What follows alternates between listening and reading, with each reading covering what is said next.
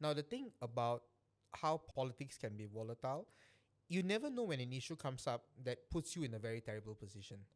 And you don't have a lock on politics. It is not like, when Mahathir was Prime Minister 20 years ago. You don't have such a lock on politics. That time no social media. Yeah, that time no social media.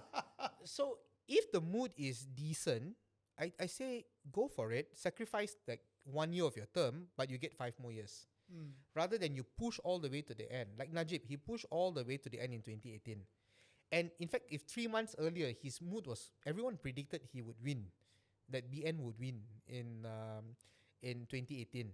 And if he called the election 6 months earlier or 3 months earlier, I think he would have won.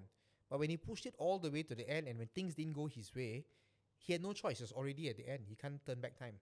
And he lost it. And that's the risk that Anwar takes if Anwar pushes it all the way to the end. Hello, welcome back to another episode of Are We Okay? And I am Peter. Hi, I'm Rajiv.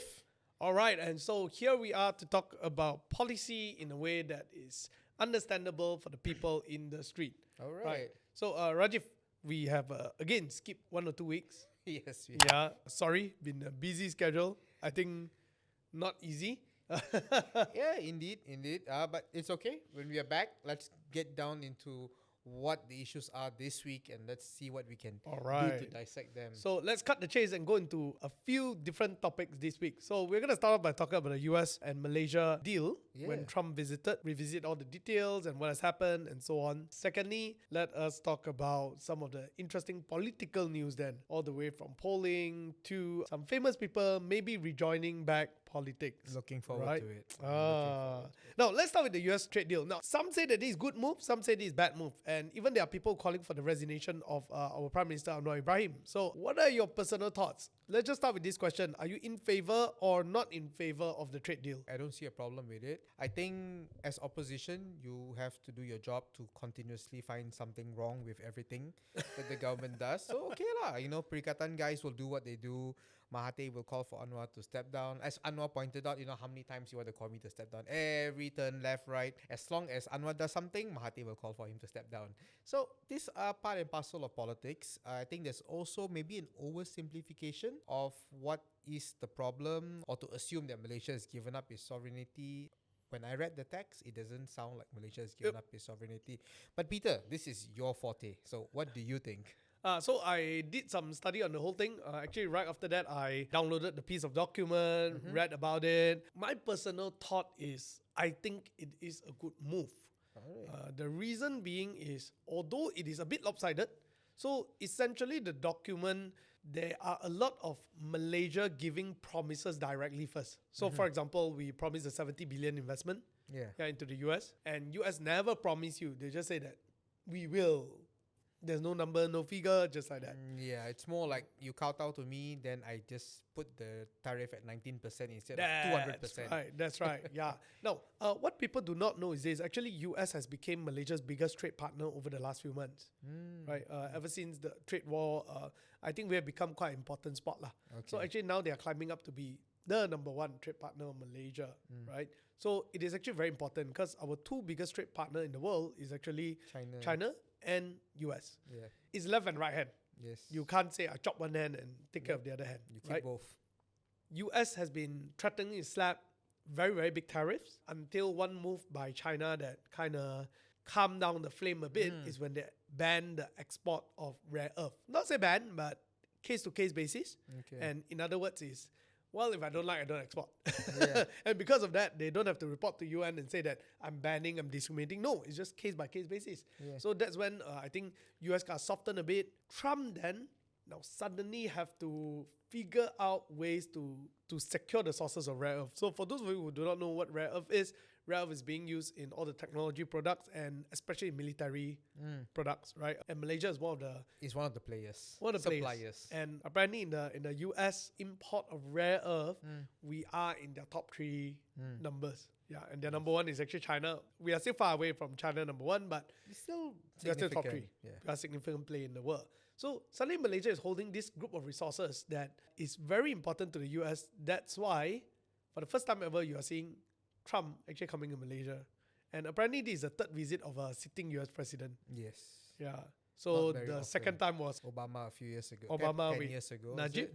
Yeah. right? And this is the third time. So that does add to Anwar's legacy quite well, I would say. And by striking a trade deal, what happened is we actually get an exemption of a number of products, especially for our semiconductor products, which is very, very important. It Because is. if there's a ban, if there's a issue, then our whole chain of other tech industry will get affected. So how important is this US partnership? It's very important. And that's why it is lopsided. Yeah. So the accusation is we are giving away our sovereignty. Now, How do you see that? I don't think so, because if you actually look at it, all trade agreement is just an agreement. Literally, it's just a word of mouth agreement. What will happen is the part about giving up sovereignty, from what I've seen, is basically they have a list of people that they want to sanction, and stuff like that. And if they think that your company is not compliant to certain humanitarian kind of standards, then they'll say, hey, we'll sanction this company or country. Malaysia have to follow. But at the end of the day, the question is this, right? If Malaysia say I don't want to follow, then what? Then the agreement is broken, no? Then agreement is broken, no? Yeah. They renegotiate, no? You think you can get to renegotiate, but I think with Trump he's like, okay, you know what, I don't feel like it, so 35%. Correct. When he But feels like. Put it this way, right? Yeah. Whether you break it or don't break it, also he's crazy. Tomorrow he'll give you 35%. Oh, so he can do that. So- so he can break it in the moment's notice. Correct. He has broken the climate change accords Correct. without a care in the world. What more the Malaysia-America agreement? My personal thought is this, right? Ever since Trump took over as a president, right? Literally all this agreement means nothing today. Yes. It means very little. It means little. It's means- like some guiding line. yeah. It's some guiding line that everybody else in America has to play by this ball. Trump can change his mind, but at least the rest of the American government hierarchy will play ball by this agreement. So at least got some basis, got some weight, Okay, so I would say... but not an absolute weight. Yes, that's Not right. an Yeah, absolute that's my point. To say there is no weight is not true. There is weight, but let's be honest. Ever since Trump came up, the way that he's been breaking deals left and right, Yeah. today, whether you sign a deal or not, for most countries, Okay. you do first lah, talk later. So I think the do first for Malaysia is we put in that 70B. The do first for Malaysia is we say we exempt their stuff, and so on. We don't put back tariffs on them. So They put 19% on us, and we don't. We cannot be like China lah. We cannot. We put. correct, because we are not as strong. I mean, Yes. put it this way, right? We are not the bigger player. We are the smaller player. So it is unavoidable that we are actually taking a slightly lopsided one. But I think it's a very calculated strategic move, in my opinion. And I think also it's because Trump came, so you sign an agreement. If Trump didn't come, then maybe there's no big signing of agreement. So the agreement is really not much new, really not much added. And in fact, when you talk about this clause 5.1, which is what everyone is citing as losing our sovereignty, it has a sentence there which I think is the crucial, important thing to recognize. That finally, after it says about us adopting the same measures and or agreed upon timeline, to address a shared economic or national security concern. If that economic concern or the national security concern is not a shared one, then you don't need to do it. Agreement says so. And if it's a shared one, then it's a shared one. Then we have equal interest in pursuing that objective. And so, of course, we will then do our own actions, our own sanctions to join together with America because it's a shared concern. That's right. If it's not a shared concern, you can say, dude, this is not a shared concern. You That's go right. ahead. This is something about you, nothing to do with me. I don't have any concern of on this matter. Correct. Yeah, so even the agreement didn't tie you. As much as everyone says that we can break the agreement so easily, but we don't have to jump to that. No, you We don't have to jump to breaking the That's agreement, the even worst if the situation. agreement already give you the way out. That's right. So let's not jump into that buy in a cheap rhetoric to say that you're just giving away sovereignty and Anwar should resign over that. I think there are enough times where there is legitimate reason to call for the Prime Minister to resign. And I think this one is not one of it. In fact, I think this is a well done move, in my personal opinion. Like you say, the extreme is we break the agreement. But I think based on the provision, you don't really need to go there. Yeah. Now, but more importantly is that over the past few months, right, ever since he became the Prime Minister, leading up to before that, we are always seemingly much more friendlier to China than the US. And I think everything just worked out to Malaysia's favor. Yeah. Where at the end of the day, Anwar Ibrahim doesn't even need to go to US to meet him. He came over to Malaysia and meet us. Yeah. And at the same time, we are courteous enough to actually sign a deal and ensure that they have no restriction. We will not ban rare earth export to them. Yeah. Right? And I thought that was a fantastic deal because it is quite well known that when China is the one who participates in an agreement with you to build a local technology, very often it's their own local player that come. Yes. They will send their China team. Yeah. They will hire local China team. Everything is still China. Yeah. And at the end of the day, the IP doesn't transfer to you. Yes, and it's not so much of they give you something. It's just like they get to build something On and your earn place. money from the thing that they build. That's right. They just give you a share of it from there. Right? Unlike our experience with the America counterpart, like if you look at Intel or this, it did spiral out and made Penang a technology place, right? It's because it started with Intel, right? And they are more open to actually share their IP. They are more open to do innovation together with you and train your people. So I think that is the part that could escalate or to elevate Malaysia's industry in terms of the rare earth sector, because America does have the technology, right? It's not like they don't have the technology. And it could be their technology might be more safer than China.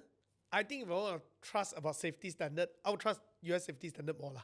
It's a bit Because more human rights is more open standard. yeah, and, more open standard. Human rights stronger there. a little bit more transparent. Yeah, a little bit more transparent. So in terms of technology, and when it comes to rare earth, I mean it's not a play situation, man.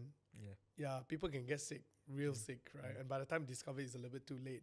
So I do think that being able to work out something in the US could put Malaysia in a very wonderful ground, right? Where we are still remaining as a neutral country.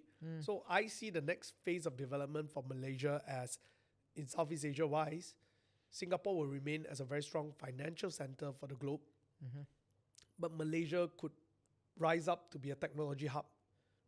Because if you actually look at data center and everything else, Malaysia actually achieved quite an amazing feat for those of people who actually do not know, right? Is that we are the only data center outside of Northern America that is by NVIDIA and all this. We're actually the only, literally, right? Yeah. So it is actually quite an amazing thing. So we may actually be able to leapfrog ahead to be a AI center or a technology center of Southeast Asia.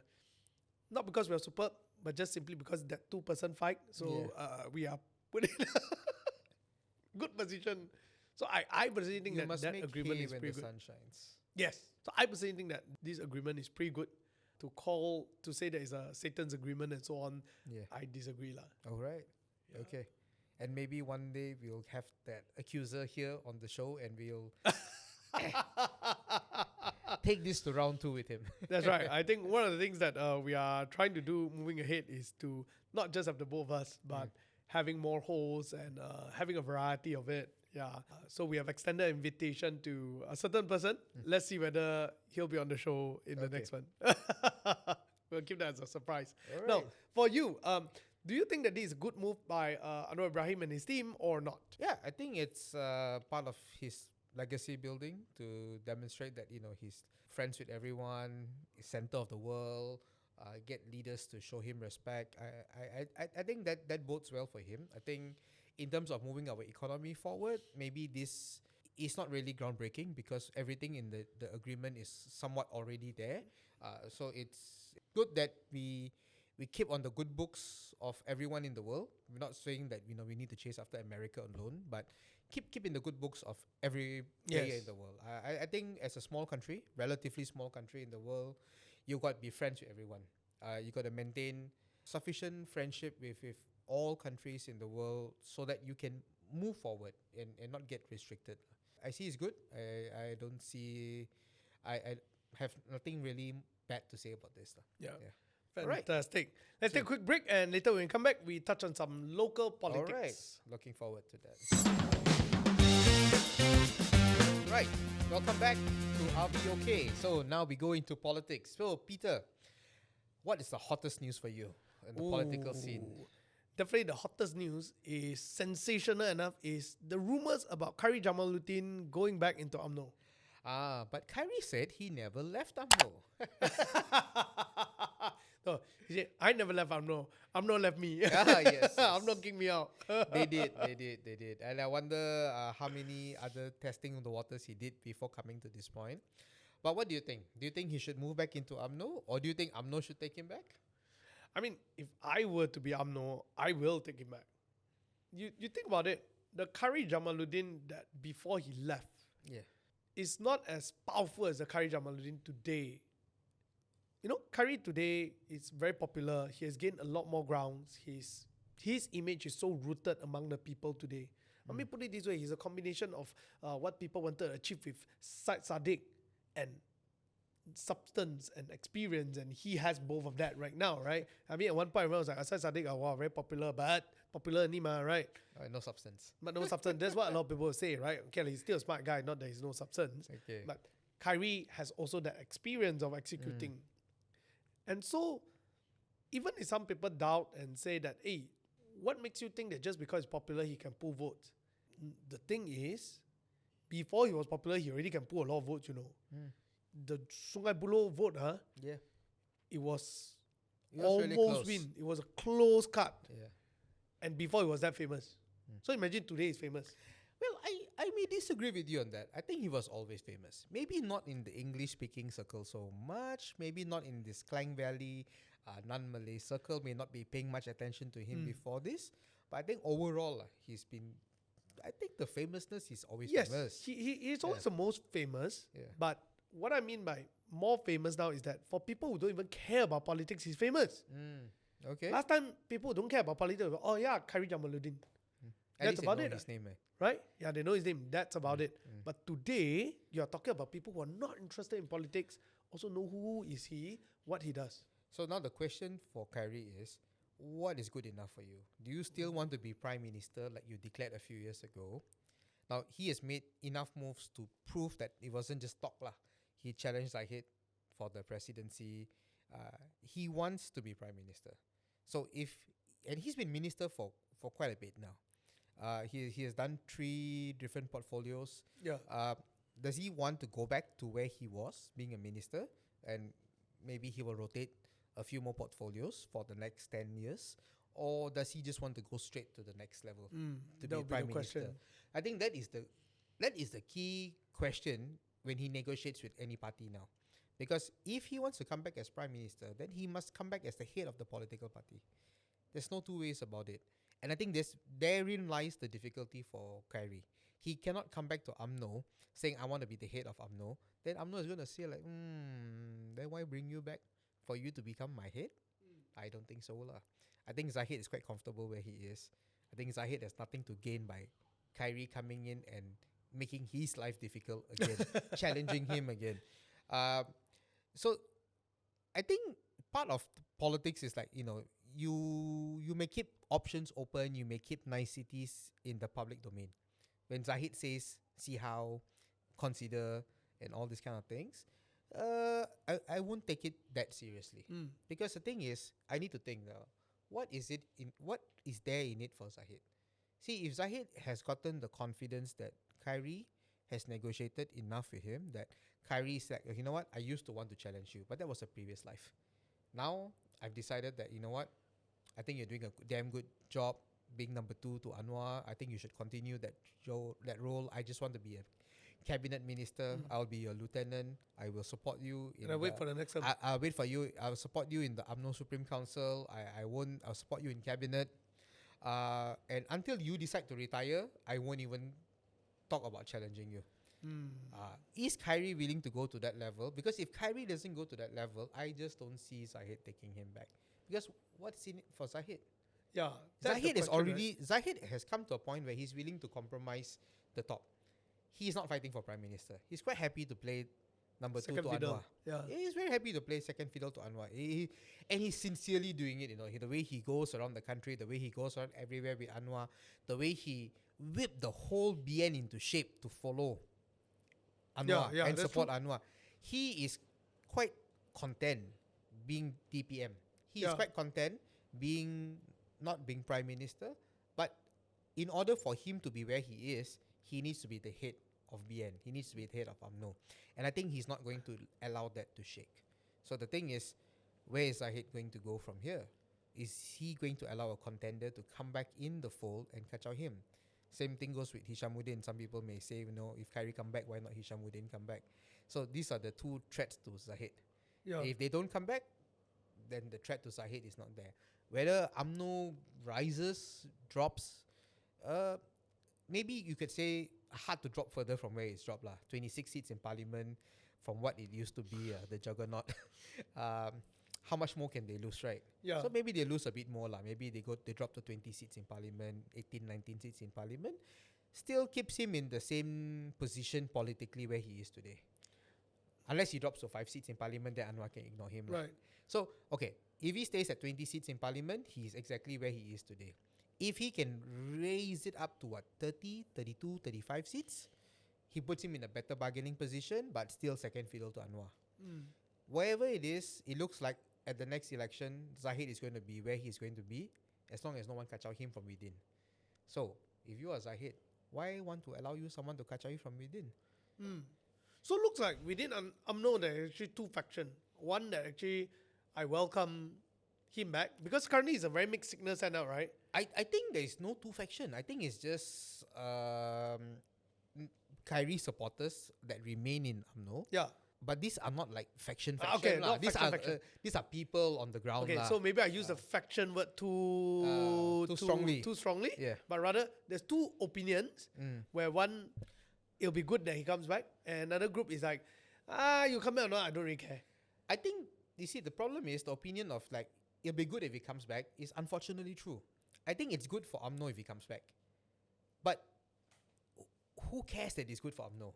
Does Zahid care that it's good for UMNO? Does Zahid see like, okay, if Khairy comes back, I can win 10 more seats in parliament. Khairy can help me to campaign in the semi-urban areas, the areas where are 50-50, but with Khairy's strong campaigning, we can swing it over. Yeah. And we can win extra seats.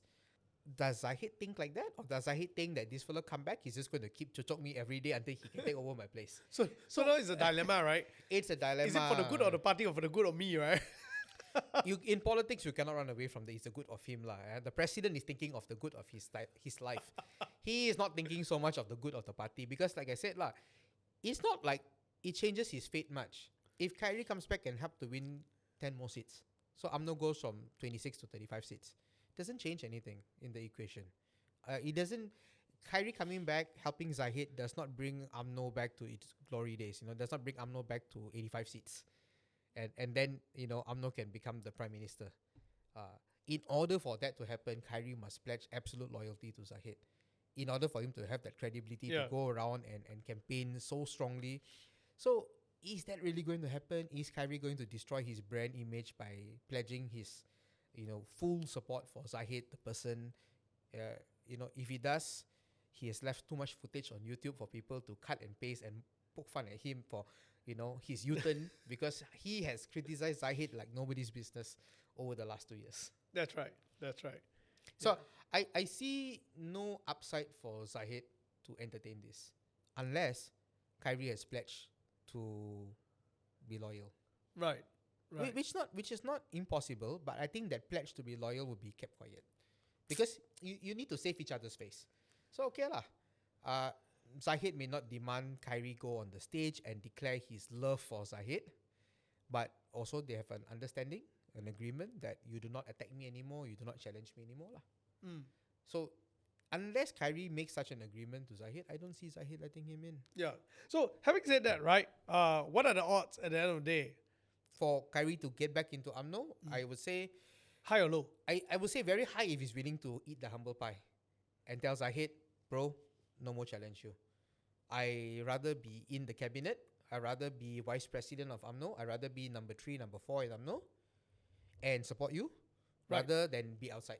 So there's rumors that says that the strategy is to throw him into Kepala Batas and then let him fight it out, and then if you manage lah, right? Yeah. But why what are your thoughts? Why even throw him in Kepala Batas? Why throw him anywhere? If he's a pain in the neck, he's a pain in the neck. You want him out. You don't need to bring him back in. There is no clamour from the remaining UMNO grassroots to bring him back. See, Zahid is not under threat. It's not like the UMNO grassroots are on the verge of pushing him out if he doesn't do something. So Zahid has no pressure to bring him in. Yep. And you talk about Kepala Batas. It may be a very safe seat for his father-in-law. When his father-in-law was the MP for Kepala Batas all this while. But Kepala Batas is part of the Green Wave. Today it's occupied by a past MP that won it in the last election. UMNO lost it after decades of stronghold. And it won't be an easy feat to win back Kepala Batas. Just like it was not easy to take Sungai Buloh from Harapan, it won't be easy to right in the middle of the northern Green Wave and take a seat back. So I think Khairy will also have to think carefully whether he's got it lah. You see, I think he will have an easier time here in the Klang Valley fighting Harapan because he can connect better with Harapan supporters. Yep. Then he can connect with the past supporters. Yep. Can you imagine the Khairy that you have seen the last 2 years? Now you say he's become more of a household name, more famous. But what has he become more famous in what direction? In a liberal direction. Yeah. In a thinking, smart, technocratic, liberal politician. Not in a kopia wearing ulama. Yeah. So if he wants to take Kepala Batas, he cannot play the more liberal card. He needs to go back to his very Malay grassroots. Go and sembayang in every masjid and surau in Kepala Batas. And that is the price he has to pay if he wants to take on PAS. Wow. PAS won Kepala Batas, So he I needs think to take on PAS in Kepala Batas. So all this talk about Khairy coming back, going to Kepala Batas,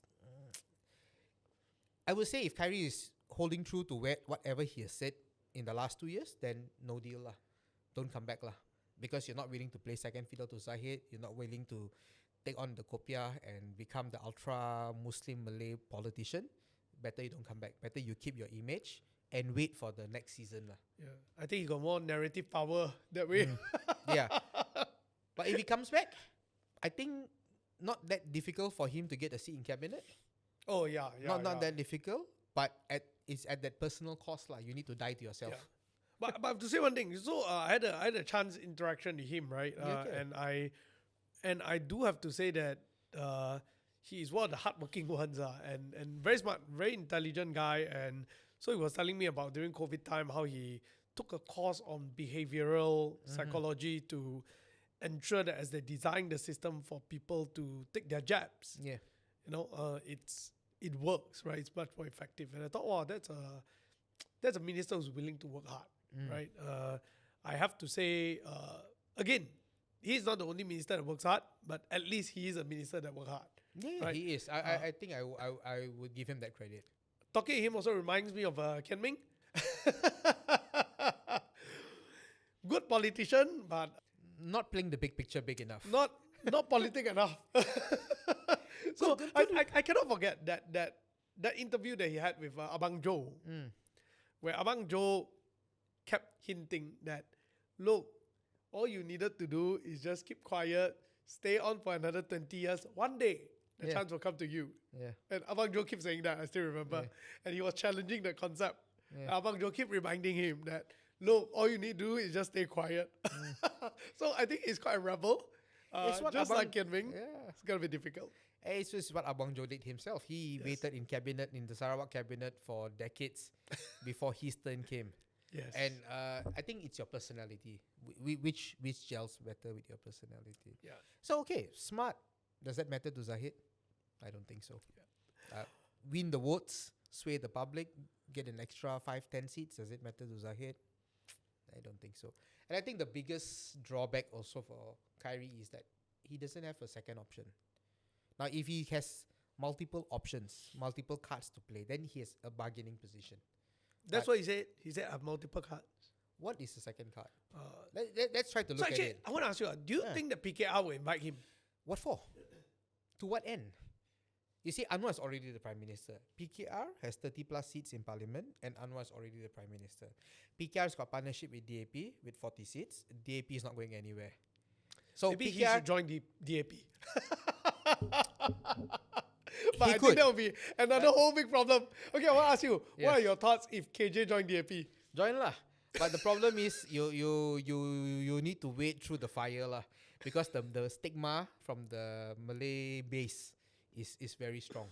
It's very real. It's very strong, and he has to really wade through the fire because he will now whack like nobody's business. You see his KS podcast, all the comments on YouTube. it will just turn overnight the other way around. So, does he have the best chance of changing the people's mind about DAP? Yes. Compared to any other Malay leader joining DAP, of course, he's got credibility to call for that change of perception. Will he be willing to work that hard, sacrifice that much? It's hard to say lah. I don't think so lah. Now, once again, look at it. Pathway to prime ministership. Joining DAP, let's say lah, Anthony Lok says, I step aside, you take over as the head of DAP. I become number 2 to you. You jalan lah, you take the lead. Can DAP get the prime minister position in the country? Can DAP win enough seats outside its current 40 non-Malay seats to claim the prime ministership? It's gonna be tough. Khairy has got to go and sell to the Malays that it's okay lah, you can trust DAP now because I'm there, I'm in charge. They'll say, okay lah, Khairy, you're in charge, but left, right, and then one circle around you, all Chinese. I can trust or not? It won't be easy lah. It might be easier for him to start a whole new party lah than for him to take on the position that DAP has in the Malay society. It might be a bit too challenging for him. Why would PKR take him? Anwar is already prime minister today. Will he come in to say that I will come to PKR to support you, Anwar, and then to support Nurul Izzah? And after Anwar, you have retired, and Nurul Izzah, you have retired, then only I will challenge for the presidency of PKR. Might as well stay in UMNO. Better he stay in UMNO lah. Nurul Izzah younger than you. You got no pathway to prime ministership in PKR unless you come in to challenge the status quo. Yeah, which and then he won't invite you also. Then the status quo will say, what for I let you in? I already worked so hard to kick Rafizi aside. Then I want to invite you and the second troublemaker in. So no lah. No. I don't see PKR wanting him, and I don't see him going to PKR. And if he goes to PKR, he has to work a lot more than he has to work in UMNO. See, UMNO, he goes in, he needs to see how to navigate Zahid. Same problem. He comes into PKR, he has to see how to navigate Anwar. But in UMNO, he already built all the network with the grassroots. When he contested for the presidency of UMNO, he has definitely, and when he contested last time for the UMNO youth chief, he has connections with all the branches all around the country. Some hate him, some love him, but he built a lot of network already. If he comes into PKR, he has to build the network from scratch because he hasn't been building the network in PKR. Yeah. It's better if he wants to jump into another party, jump into Bersatu lah. Because that one, a lot of ex-UMNO is there, so he got enough network already. Plus, Bersatu is falling apart. So it might be the best time to enter lah, when the ship is not steady. But it is not a great place to be also. So it looks like for him, there's actually really, it's a very difficult call. But we look forward to see what unfolds. Now, let's move on and talk about DAP, right? Because DAP wants GE16 to be held with Johor, Malacca and Sarawak Post. Can you tell us more about that as I think your party? Yeah. So that was something I also maybe did not expect Anthony to say publicly. It is something that is definitely talked about internally in many circles, that to reset, because the last round we had all the state elections going independently before Parliament dissolved. We had Malacca go first, then Johor. We were very fragmented in the last round. Only 3 states went with Parliament, which is so unconventional. Only Perlis, Pahang, Perak. The rest of it went before or went after the Parliament election. So as a country, I think we're not used to it. It creates a lot of extra double work. And I think calling for a reset is not a bad idea. It makes it much easier on the people. They don't need to come out to vote twice. A lot of people need to balik kampung to vote. They don't need to balik kampung twice. A lot of campaigning costs can be cut down.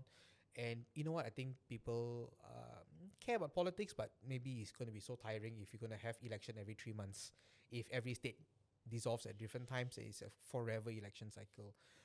Good for the economy that we don't politicize everything for 1.5 years if everyone dissolves at different time. So I support the call for us to synchronize back. So if you want to synchronize back, then the best point to synchronize back is when the first state dissolves, which is Malacca. So Melaka automatically dissolves in December 2026. And when Melaka dissolves, Melaka has to go for election. You have really no choice about it unless you want to langgar the constitution.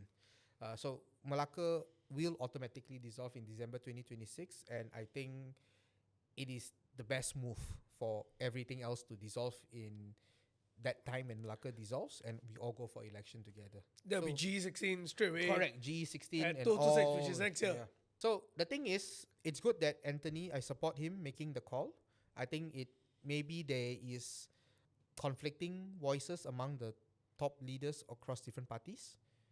We have 19 parties in the Madani government, and maybe different parties have different views on this. And maybe one of the reasons he spoke up is to stir public discourse in that direction.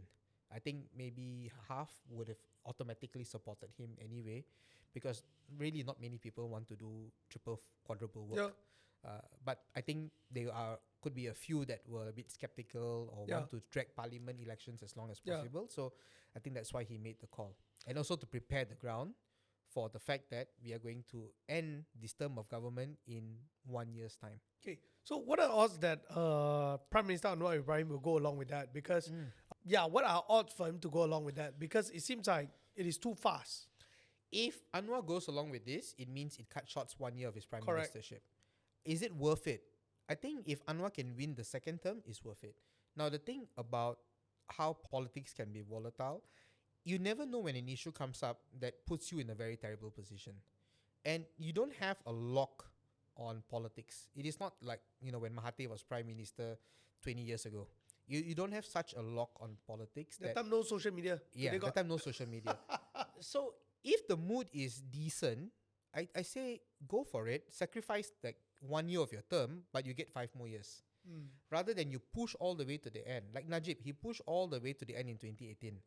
And in fact, if 3 months earlier, his mood was, everyone predicted he would win, that BN would win in 2018. And if he called the election 6 months earlier or 3 months earlier, I think he would have won. But when he pushed it all the way to the end, and when things didn't go his way, he had no choice. It was already at the end. He can't turn back time. And he lost it. And that's the risk that Anwar takes if Anwar pushes it all the way to the end. So I would say, don't take that risk. I say, be prepared to dissolve together. But if the time comes when Melaka dissolves and you read the national mood as not supportive of Harapan, then let Melaka go alone, sacrifice Melaka, and wait another few more months. Yeah. So you got options. But do you think also that it may not be a very good political move to announce it so quickly that you are in support of it? Because then now your opposition party will be actively seeding No. the I information, think it right? makes- War maybe- room will straight away start there. Not really, because if the war room hasn't started with all the parties, I think it's a bit naive of them lah. I think everyone can read this play. And I think every major political party's war room is all geared toward this anyway lah. And it'll be very, very naive if any of the major parties are not prepared for this. So do you think most people are actually prepared Yes. for this Correct. by next year? And Correct. I think most of them are prepared for this. If you talk about whether PAS is prepared, whether PN is prepared, whether Harapan is prepared, I think so. I think it's also a good time actually. But Economically, I think it's a good time. I think it cannot be December. Now it's unconventional to wait for December to dissolve, then elections will be in January. So you want to grapple with the fact that you never campaigned over New Year before. Yeah. You never campaigned over Christmas and New Year, so close to Chinese New Year. So if we dissolve, we probably October? would dissolve in October and then election in November. Yeah, probably after announcement of goodies in Correct. budget. So we do the budget announcement early October, get everyone all happy, then dissolve, then go for election in November. We need all back. Like the last round, Adele. Like the last round. Yeah. Yes. And this won't be that unconventional. This has been done before. And I think this might be maybe the most likely move. So signaling, you see, now the thing is Anthony talking about this, spilling the beans that makes Perikatan get ready? I think no. I think Perikatan will be ready. I think they're already ready from Correct. what I've heard. Perikatan will be ready. It'd be stupid of them not to be ready. But when Anthony says this, it gives a signal to the marketplace, because I think you want your economy to be ready. You want businesses to start thinking that this is a possibility. Oh, that's a good one. You want to be fair to So your that they are also more stable, they are more prepared. Yes. So the shock doesn't come and Correct. suddenly your Correct. market you go don't, down. You don't want everything to all. upset people. So you're giving a signal to that. You're also giving a signal to your members, because you want to let your members know what is in store. You don't want to also shock your own members. I personally think that it's actually a pretty good time. Reason being is because, number one, Trump just visited. We have just signed a new trade agreement. By next year, hopefully, chances are all the quarterly report come out, you're going to see a good turn of event. And also because US is lowering down the interest rate, chances are market is going to be much more propped up. Things are going to look better. There's the easing between China and US, at least for now. That's what we can foresee. And we are still holding a very strong Trump card in the Southeast Asia position. And also because our king is still in place, who is a very moderate king, a king that believes in economic development a lot. So he really cares about policy development rather than you just tell me nonsense. And so a lot of things are in favor, in my opinion. So I think it's actually a good time. He should do that. So 1 week is a long time in politics. 1 year is a very long time. So countdown starts now for an election that is 1 year from today, November next year. 11 more months before Parliament dissolves. Could be even not October, could be even August. So I think the signal now is we wait and see and observe the mood. I think there won't be any more punitive things coming down the line. No new taxations, no painful things, no more subsidy withdrawal. Some additional goodies may come in. And when the sentiment is at the correct peak, this is the prerogative. This is the British system that we have. When the Prime Minister feels the sentiment is most suited for his benefit, then he can dissolve it at that point. I think it's a good thing. And also at the same time, in the media perspective, right, you're also giving people a lot more ample time to actually prepare and to create a good narrative rather than a shock. Suddenly, right, election only you want to do that kind of thing, right? So I think that is something that is quite solid there. Alright, welcome back to the third section of this episode. So, social media ban, right, for 16-year-old. Do you think this is ever going to happen in Malaysia? Do you think Malaysians really want it?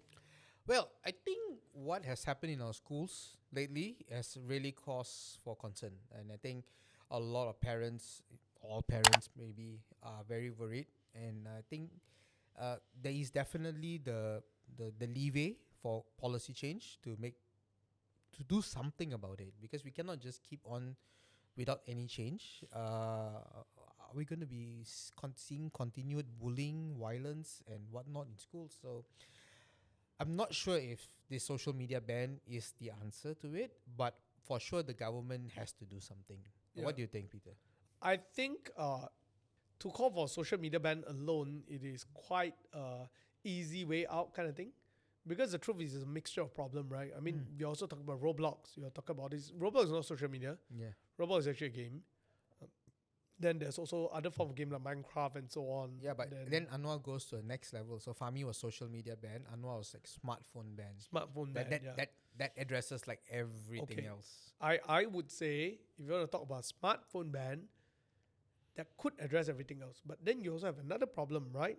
If you're talking about a world where we are continuously innovating and to be a more innovative nation, you are actually cutting off your kids from device, which is the core of the whole technology thing. I don't know, Peter. Okay, so I may be a bit skeptical on that. I think even if kids are officially introduced to smartphones at 16 instead of 6 years old, I think it will not hamper their growth. I think they can still pick it up enough, and so when they hit adulthood, when they hit the marketplace, I think they will not be behind. I don't think they'll be less capable of using a smartphone at 20 years old if they started at 16 compared to if they started at 6 years old. However, I think the problem is in the enforcement of it. Now, social media is one aspect. So social media, you can be very draconian to enforce it. You can implement the eKYC, like how when you sign up for Touch and Go, Grab or any of the new digital banks, you need to EKYC, and I think most of the listeners out there, you have done it. Hold your IC up to the phone, blink, turn your head, and all that, and get the EKYC done. Yeah. It's a tremendous pain because of our IC got a lot of glare with the sunlight. So I hate doing that whenever I have to do it. But that could be one way to enforce social media ban. That they can't have their own accounts. But smartphone ban, I think, is really not practical. Now, parents who gave smartphones to their kids, and I'm guilty of that as well. Sometimes you just, you give it as a source of, you need some peace and quiet for a while. You need to fill up space for a while. Whatever it is, it's the devil is in the details on whether you control what they watch, you control how long they watch, how long they play with it. But you can give it to them. Very difficult for the government to stop you. Want to EKYC the smartphone itself? Just daddy gives his own phone to the kid. Yeah. Soft the government ban. Yeah. Social media different because you can't give your Instagram account to your kid. And or you can't give your TikTok account to your kid. Your kid wants his own TikTok account, his own Instagram account.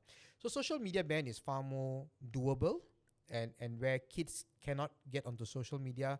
And I think oftentimes if you're under 16 and you're on social media, it's without your parents' knowledge. So stopping kids from social media, I think that was put by Fahmi. I think that's very possible, and I think there are some merits to it. But it opens another Pandora's box of craziness, which I'm scared of. Because if you're going to use EKYC to make sure that kids don't get onto Instagram and TikTok, then that same EKYC you have to impose on everyone, because how do you know who's above 16 and who's below 16? So you and I and everyone out there has to EKYC. Today you say the government is a good government, will not abuse the information. I think it's very hard to sell that confidence with Fahmi Fadzil as the minister. I think the general online space is not confident enough with him as at the helm of Minister of Communications to trust that. But what more if the government changes in the future and whoever is the government of the day has access to this? So you may be a regular person that doesn't get involved in any political commentary, and then it may not ever affect you. 90%, 95% of people will never be affected. But if you ever start speaking up against the government, will you start seeing retribution if you are unable to speak out? And this is, I think, very worrisome. I think this could play both sides, in my opinion. Yeah. But let's start from there, right? Talk about smartphone ban. I really think that smartphone ban, while we say that by 16-year-old your kid pick up, they can pick up. I mean, same as us, right? Later days only you pick up. Yeah. But here's the thing. Okay. Which I totally, I disagree lah. Okay. Is that the idea that Singaporeans are using smartphone, everyone else in the world is using smartphone. Your kid by 16 years old only understand what is the behavior of smartphone. That behavior takes a while to pick up. Okay. What does this mean? Is this, if let's say by the time you're 21-year-old, the way you look at the mobile technology and the behavior of usage, you only have yourself as a reference point, which is you only started playing at 16. Now, if the government is successful. if the government bans smartphone. So it means that today, if I want to create a mobile application for children, I have no reference point suddenly. So why? Because my country bans smartphone. So this is a limitation to innovation. So I think that we should not ban the usage. But okay, let's say if this is true lah. Let's say if it is really a limitation, like you destroy the whole industry of smartphone apps for kids. If you start saving lives, if you reduce the instances of bullying in school, is it not worth it? So here's the thing, right? Here's the thing. Yes. Why don't we just ban cigarette and alcohol and everything else? Because say people bullying in school. You see, it's the same thing, right? Now, there are some people abuse and they die. Yeah. That's real. Now, I don't think smartphone as a device, as a blanket ban should happen. The reason being is because we have seen the same thing, right? When computer came up, I remember religious parents will tell their kid, this is a box of the devil. The one before that, TV, this is a box of the devil. Yes. This is just evolution. Now, to ban it as a device, I don't think we should. Okay. It is a restriction towards innovation. I don't think we should. Now, then the next part. However, I do agree with social media ban, but implementation is going to be difficult. That's my opinion, right? Now, then EKYC. My personal thought of it is that I think it's a good thing. Okay. Despite the fact that, yes, a lot of people will say this, what about my privacy? let's be very honest, there's no privacy to start with. If today government want to have a tap on you exactly what you're doing, they have a tick file on you already, right? Yeah, we all know that's how intelligence works, right? You watch movie enough, you know, and it's not nonsense, it's real, right? Now, they need to put more effort because there's no natural source, they will figure it out, but they can figure it out, right? Today, you ask any hacker to actually get information, it's not hard. Why do you think people are calling you every day to sell you something and like you get scam message, everything? Because your information is just online, that's all. In fact, you need to make tremendous effort to remove your information online today. Now, with that in mind, in fact, I think there should be a KYC. I encourage KYC. The reason being is, well, I've seen the other side of it, which is scam. With KYC, Okay. if globally they were to implement KYC, it is as good as you being able to track down who's a mule account. Then for people who actually started advertising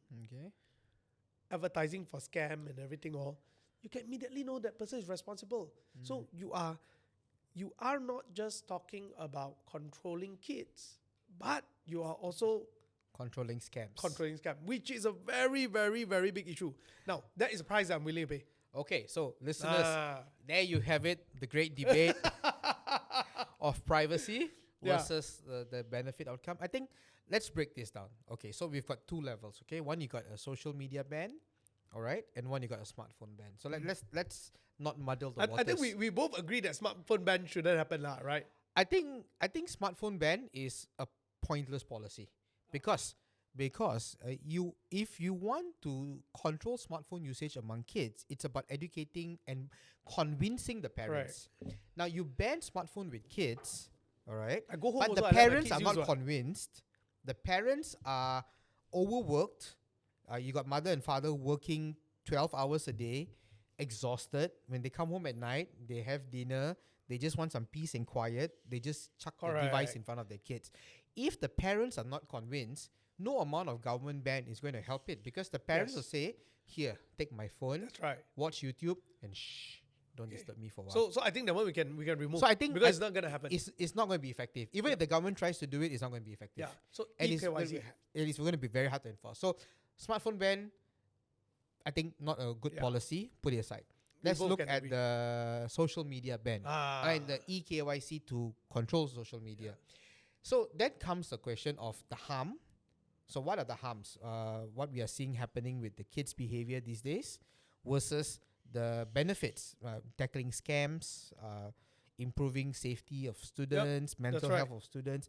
I think let's not simplify it in a 10-minute exchange over here. I think this is the starting point for a lot of rigorous debate.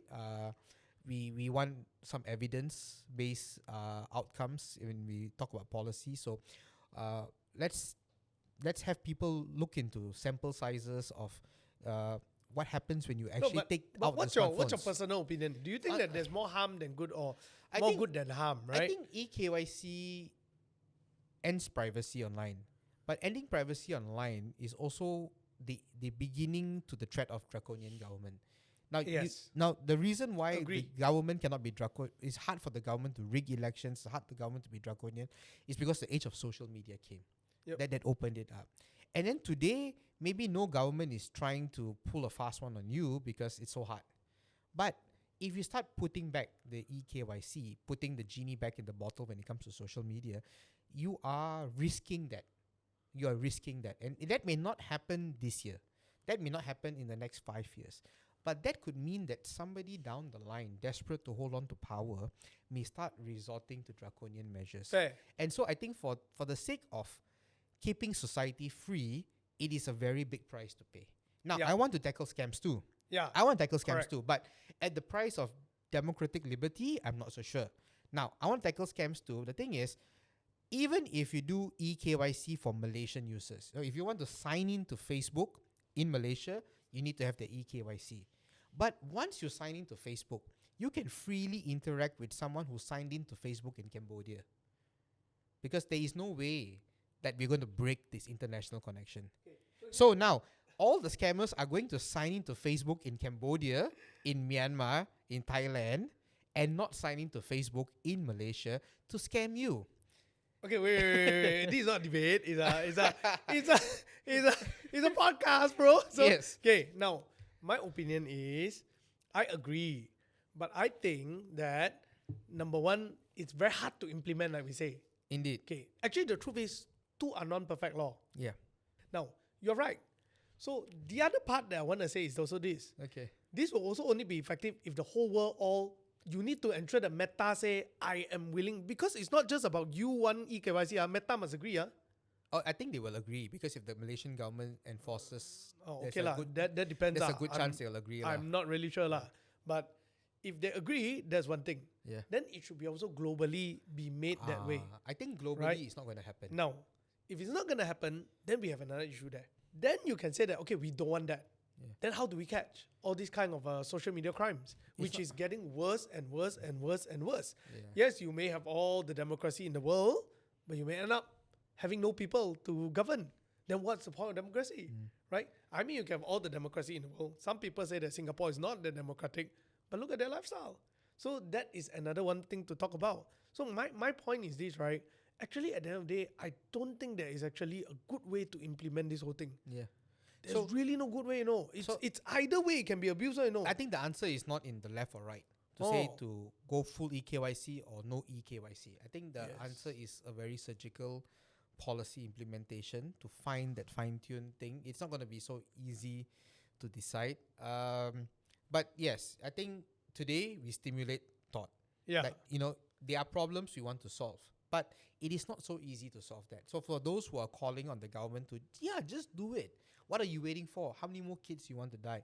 It is not as simple as that. It is not as simple as saying, okay, I philosophically ban children under 16 from using social media. It's not so easy to say that. You need to have implementation. Correct. And that implementation, there could be multiple ways. And until we see the technological options for it, it looks like the eKYC is the only way to do it. And if the eKYC is the only way to do it, then are we ready as a Devil in the society to details, go down? like you Devil's say. in the details, but Devil are in we the ready to details. go down such a path? Devil in the details. Again, right? If you ask me, am I ready? My question is, devil is in the details. Yeah, because you're right, it's actually very scary if, let's say, now, number one, if only Malaysia have this, well, we can say that we will still get scammed by Cambodian or whatnot, but at least you're no local counterparts. That's for one, right? No, your Malaysians will go to Cambodia and scam you from Cambodia. Okay lah, but Which is what happens. at least you close one hole lah. Yeah. You close one hole lah, Yeah. right? Not.